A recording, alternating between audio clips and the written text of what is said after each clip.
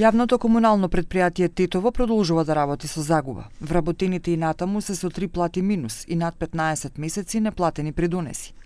Тие бараат општинскиот совет да ги покрие нивните загуби од 5,9 милиони денари. Советниците на ДУИ ја обвинуваат компанијата дека потрошила 700.000 евра за вработени со договор и 10.000 евра за патни трошоци и храна. 550.000 евро humbje në vetëm 15 muaj. Ndërkohë që ndërmarrja ka marrë mbështetje publike për 1,4 milion euro. Punëtorët nuk kanë marrë rroga prej 3 muajsh, borxhet janë rritur ndjeshëm, kërkohet që sërish humbjet t'i mbulojë buxheti i qytetarëve. Ne pyesim publikisht Bilal Kasamin. Kush po abuzon me mjetet publike të NPK-s? Kush mban përgjegjësi për humbjet?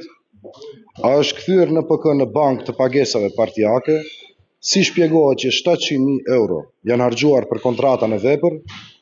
Si justifikohet shifra 10.000 euro për reprezentacion, ndërkohë që punëtorët nuk kanë rroga?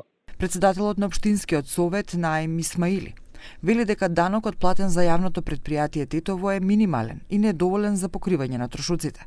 Исмаили потврдува дека компанијата побарала 5,9 милиони денари за покривање на загубите од 2024-та. Taksa minimale mujore 105 dinar që e tërhekin nga fakturimi i Sobermaerit është jashtëzakonisht i ulët kundrejt të shpenzimeve që i gjeneron vetë ndërmarrja publike Tetov. Unë edhe mbrenda në Këshill pa ta propozu që në farë mënyre të gjejmë rrugë zgjidhje për të rritë të hyrat e kësaj ndërmarrje përmes pagesës për pastërti publike edhe përmes mirëmbajtje të parqeve dhe gjelbrimeve. Tetova 5.900.000 denar për mbulimin e humbjeve për 2024.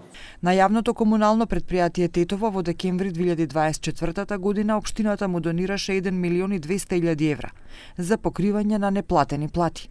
Но и покрај ова вработените и натаму се со 3 неисплатени плати и неплатени придонеси.